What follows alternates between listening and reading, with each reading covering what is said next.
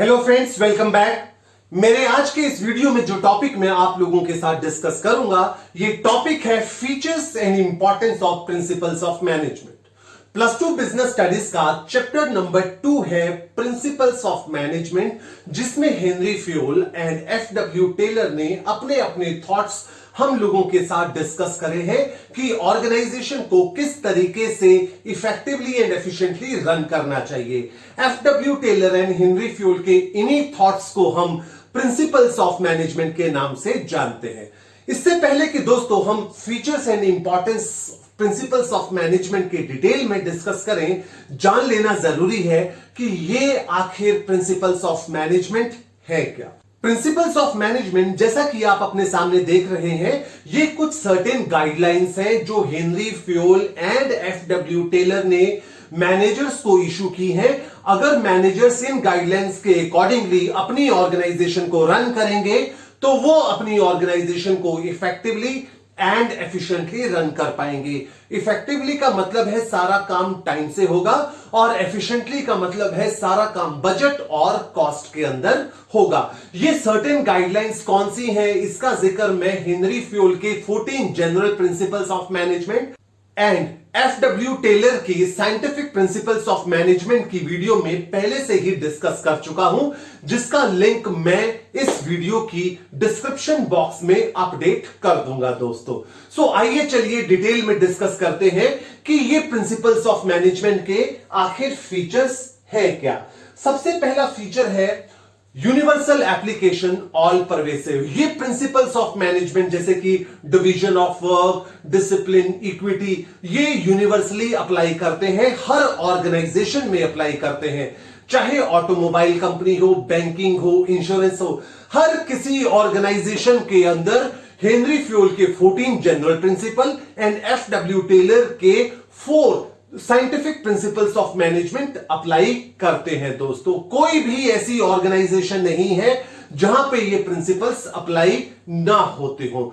ना सिर्फ अलग अलग organisation, even with in the same organisation आप लोग जानते हैं अलग अलग डिपार्टमेंट्स होते हैं, अलग अलग लेवल्स ऑफ मैनेजमेंट है। ये principles of management her different department के अंदर, हर लेवल ऑफ मैनेजमेंट के अंदर भी अप्लाई होते हैं दोस्तों। इसके बाद हमारे पास सेकेंड फीचर है जनरल गाइडलाइंस। ये principle of management general guidelines है। इसका मतलब क्या है, बहुत ज्यादा क्रिटिकल, कि ये प्रिंसिपल्स ऑफ मैनेजमेंट जो Henri Fayol and F W. Taylor ने दिए हैं, ये रेडीमेड सॉल्यूशन नहीं है। इसके अंदर सिचुएशन के हिसाब से थोड़ा बहुत मॉडिफिकेशन हमें करना पड़ सकता है, क्योंकि रियल लाइफ बिजनेस प्रॉब्लम थोड़ी सी कॉम्प्लिकेटेड एंड कॉम्प्लेक्स है। सो इन प्रिंसिपल्स ऑफ मैनेजमेंट को थोड़ा सा चेंज करना होगा और फिर उसके बाद हमें अप्लाई करना होगा। से फॉर एग्जांपल, आप लोग जानते हैं डिवीजन ऑफ वर्क प्रिंसिपल के अकॉर्डिंगली काम को स्किल के हिसाब से डिवाइड किया जाना चाहिए। लेकिन अगर आप अपने स्कूल में देखें तो हो सकता है कोई ऐसा टीचर जो आपको 2 सब्जेक्ट पढ़ाता हो, जैसे कि business studies and accountancy, business studies and economics, या इवन ऐसा भी हो सकता है अकाउंटेंसी एंड इकोनॉमिक्स। ये 2 सब्जेक्ट्स आपको एक ही टीचर पढ़ा रहा है। ऐसा नहीं है कि इस टीचर को ये दोनों सब्जेक्ट पढ़ाने नहीं आते, लेकिन यह बात भी तय है कि कुछ हद तक स्कूल ने डिवीजन ऑफ वर्क के प्रिंसिपल को कॉम्प्रोमाइज किया। क्यों कॉम्प्रोमाइज किया? कॉस्ट को ध्यान में रखते हुए। उस स्कूल की मे बी स्ट्रेंथ कम है, कॉस्ट ज्यादा आ रहा है, तो कॉस्ट को अवॉइड करने के लिए हम डिवीजन ऑफ लेबर को कुछ हद तक कॉम्प्रोमाइज कर देते हैं। रियल लाइफ बिजनेस प्रॉब्लम थोड़ी सी कॉम्प्लेक्स है। ऐसा नहीं जैसा ये गाइडलाइंस हमें प्रेजेंट करी गई हैं 100% उसी तरीके से हमें अप्लाई करना है। हम माइनर मॉडिफिकेशन सिचुएशन के हिसाब से इन प्रिंसिपल्स के अंदर कर सकते हैं। देन इवोल्यूशनरी फीचर कहता है कि ये प्रिंसिपल्स ऑफ मैनेजमेंट रातों रात नहीं बने हैं। इन प्रिंसिपल्स ऑफ मैनेजमेंट के ऊपर डिटेल रिसर्च वर्क हुआ। इन प्रिंसिपल्स ऑफ मैनेजमेंट को अलग अलग वर्कर्स के ऊपर अप्लाई किया गया, अलग अलग ऑर्गेनाइजेशंस के ऊपर अप्लाई किया गया, अलग अलग कंडीशंस के अंदर अप्लाई किया गया। फिर रिसर्च करने के बाद जब रिजल्ट आए हैं तभी इनको डेवलप एंड प्रेजेंट किया गया है। रातों रात ये प्रिंसिपल्स नहीं बने। देन दोस्तों, flexible principles of management rigid नहीं है, फ्लेक्सिबल है। अब जरा मेरी बात को ध्यान से सुनिएगा जनरल गाइडलाइंस एंड फ्लेक्सिबल मोर और लेस सिमिलर से नजर आते हैं, लेकिन फिर भी डिफरेंट है। जनरल गाइडलाइंस में मैंने कहा था कि प्रिंसिपल्स ऑफ मैनेजमेंट को जैसा बोला गया है वैसे ही अप्लाई नहीं कर देना, माइनर मॉडिफिकेशन करना है। बट ये फ्लेक्सिबल का पॉइंट क्या कहता है? फ्लेक्सिबल का पॉइंट कहता है कि प्रिंसिपल्स ऑफ मैनेजमेंट के अंदर सिचुएशन के हिसाब से चेंज करना है। किस तरीके से? फॉर एग्जाम्पल, जैसा कि सेंट्रलाइजेशन एंड डिसेंट्रलाइजेशन का प्रिंसिपल है। सेंट्रलाइजेशन डिसेंट्रलाइजेशन के इस प्रिंसिपल में बोला गया है कि अगर ऑर्गेनाइजेशन स्मॉल है तो यहां पे सेंट्रलाइजेशन ज्यादा, डिसेंट्रलाइजेशन कम होना चाहिए।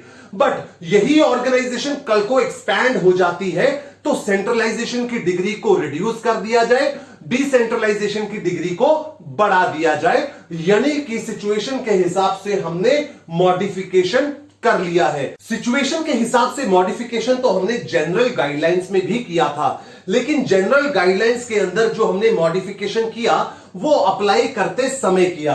बट फ्लेक्सिबल के अंदर जो हमने मॉडिफिकेशन किया वो अप्लाई करने के बाद किया, क्योंकि हम पहले ही सेंट्रलाइजेशन ज्यादा कर रहे थे, लेकिन जब ऑर्गेनाइजेशन एक्सपैंड हो चुकी है तो अब हमने डिसेंट्रलाइजेशन ज्यादा करना स्टार्ट कर दिया। आगे चलते हैं। आगे है बिहेवियरल इन नेचर। ये प्रिंसिपल्स ऑफ मैनेजमेंट इंसान के बिहेवियर को इन्फ्लुएंस करते हैं। फॉर एग्जांपल, डिसिप्लिन का प्रिंसिपल, जैसा कि हेनरी फ्यूल ने दिया। ये डिसिप्लिन का प्रिंसिपल हमें रूल्स एंड रेगुलेशंस को फॉलो करना सिखाता है। देन दोस्तों, इसके बाद सिक्स प्रिंसिपल है based on cause and effect relationship. Cause and effect का मतलब क्या होता है? कॉज एंड इफेक्ट का मतलब होता है every action has its reaction. ये principles of management cause and effect के ऊपर बेस्ड है। For example, unity of command. Unity of command का प्रिंसिपल क्या कहता है कि एक सबऑर्डिनेट का एक ही सुपरवाइजर होना चाहिए। अगर दो सुपरवाइजर होते हैं तो कंफ्यूजन होती है। सो अगर मेरा एक ही बॉस होगा तो मेरे पास रोल क्लैरिटी होगी, कंफ्यूजन नहीं होगी। तो यहां पे कॉज है यूनिटी ऑफ कमांड, इफेक्ट है रोल क्लैरिटी। एक बॉस होने से रोल क्लैरिटी रहता है। ठीक इसी तरह डिवीजन ऑफ वर्क, मेरे को मेरी स्किल के हिसाब से काम दोगे तो मैं ज्यादा काम कर पाऊंगा। यहां पे कॉज है डिवीजन ऑफ वर्क और उसका इफेक्ट है इंक्रीज इन प्रोडक्टिविटी दोस्तों। देन दोस्तों, इसके बाद है कॉन्टिंजेंट। कॉन्टिंजेंट का प्रिंसिपल क्या कहता है कि जो भी principle Henri Fayol, F W Taylor ने दिए हैं, ये प्रिंसिपल सिचुएशन स्पेसिफिक है। सिचुएशन स्पेसिफिक का मतलब किसी किसी ऑर्गेनाइजेशन पे हो सकता है ये प्रिंसिपल शायद अप्लाई ना करे। For example, Spirit day corps. Spirit day corps का प्रिंसिपल कहता है सभी लोग एक ऑर्गेनाइजेशन में मिलजुल कर काम करें। लेकिन इमेजिन एक ऑर्गेनाइजेशन स्मॉल है और sole proprietorship form of business की तरह काम कर रही है। एक ही इंडिविजुअल है जो पूरी ऑर्गेनाइजेशन को रन कर रहा है। ऐसी ऑर्गेनाइजेशन के अंदर एस्पिरिट डे कॉर्प्स का प्रिंसिपल ही अप्लाई नहीं होता दोस्तों। सो दोस्तों, ये थे हमारे features of principles of management. इसके बाद हम डिस्कस करेंगे importance of principles of management. सबसे पहली इंपॉर्टेंस है हमारे पास प्रोवाइड्स इनसाइट टू रियलिटी। इसका क्या मतलब है कि अगर हम प्रिंसिपल्स ऑफ मैनेजमेंट को स्टडी करते हैं तो रियल लाइफ में बिजनेस में होने वाली प्रॉब्लम्स की जानकारी हम लोगों को पहले से ही मिल जाती है। फॉर एग्जाम्पल, हम अपना ही एग्जाम्पल लेते हैं। आप अभी स्टूडेंट हैं, आप बिजनेस नहीं चलाते, लेकिन इन 14 प्रिंसिपल्स ऑफ मैनेजमेंट जो हेनरी फ्यूल ने दिए और 4 साइंटिफिक प्रिंसिपल्स ऑफ मैनेजमेंट जो एफडब्ल्यू टेलर ने दिए, इन प्रिंसिपल्स को पढ़कर आपको काफी हद तक जानकारी हो जाती है कि बिजनेस के अंदर क्या प्रॉब्लम आती है। जैसा कि एक वर्कर के 2 बॉस होंगे तो हमें पता लग गया है अभी की कंफ्यूजन होती है वर्कर में। हमें पता लग गया कि सेंट्रलाइजेशन अगर ज्यादा हो तो वर्कलोड बढ़ जाता है। हमें पता लग गया काम को स्किल के हिसाब से ना बांटो तो ऑप्टिमम यूटिलाइजेशन ऑफ रिसोर्सेज नहीं होता। सो ये प्रिंसिपल्स ऑफ मैनेजमेंट की स्टडी हमें सिखाती है कि किसी भी बिजनेस के अंदर क्या प्रॉब्लम्स हो सकती हैं। अब क्योंकि हमें पहले ही पता लग गया है कि क्या प्रॉब्लम आ सकती है, सो हम अपनी ऑर्गेनाइजेशन को पहले से ही प्रिपेयर कर लेंगे। इस हिसाब से एनवायरनमेंट वहां पे बना देंगे कि ये ड्रॉबैक्स हमारी ऑर्गेनाइजेशन में ना आए। ये हम कैसे कर पाएंगे? ये हम इन प्रिंसिपल्स को अप्लाई कर पाएंगे। दोस्तों आगे चलते हैं। हमारे पास नेक्स्ट पॉइंट है ऑप्टिमम यूटिलाइजेशन ऑफ रिसोर्सेज। आप जानते हैं हर ऑर्गेनाइजेशन के जो रिसोर्सेज होते हैं वो बहुत ही लिमिटेड होते हैं और ये ऑर्गेनाइजेशन नहीं चाहती, कोई भी ऑर्गेनाइजेशन नहीं चाहती कि उसके रिसोर्सेज वेस्ट हो। ये रिसोर्सेज की वेस्टेज को अवॉइड करने के लिए प्रिंसिपल्स ऑफ मैनेजमेंट की स्टडी बहुत यूजफुल प्रूव हो सकती है।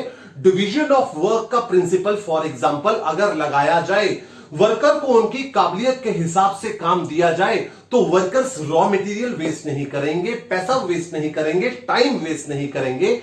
ऐसे में optimum utilization of resources possible हो पाएगा। देन नेक्स्ट पॉइंट है हमारे पास scientific decision. Principles of management की स्टडी हमें साइंटिफिक लॉजिकल डिसीजन लेने में हेल्प करती है, हिट एंड ट्रायल मेथड को अवॉइड करती है। FW टेलर का फर्स्ट प्रिंसिपल है replacing rule of thumb with science. अगर इसको पढ़ें, replacing rule of thumb with science को, हमें यह पता लगेगा कि ऑर्गेनाइजेशन के अंदर हर प्रॉब्लम का कोई ना कोई सॉल्यूशन होता है।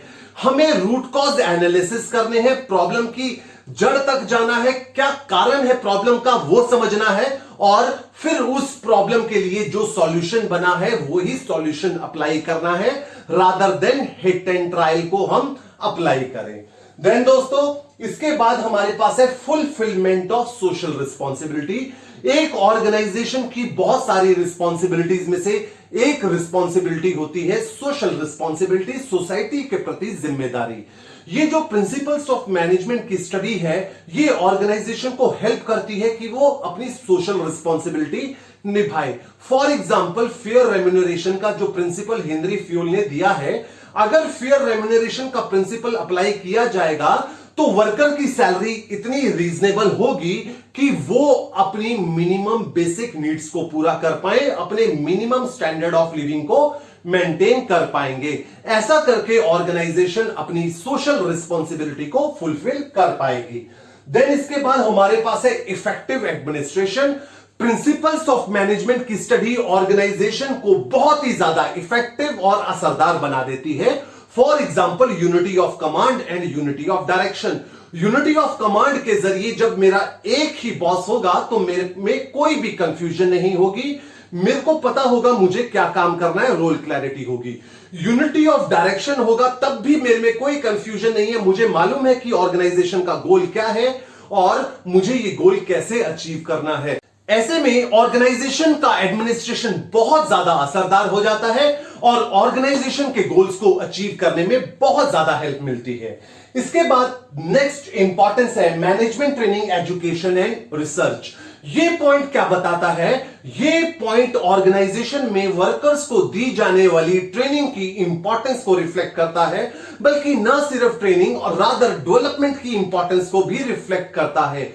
FW टेलर का फोर्थ प्रिंसिपल था development of employees to their greatest prosperity and efficiency. इस प्रिंसिपल के अंदर FW टेलर ने बोला था कि अगर ऑर्गेनाइजेशन में वर्कर्स को ट्रेनिंग दी जाएगी तो न सिर्फ वर्कर्स की प्रोडक्टिविटी बढ़ेगी बल्कि ऑर्गेनाइजेशन की परफॉर्मेंस भी इंप्रूव होगी।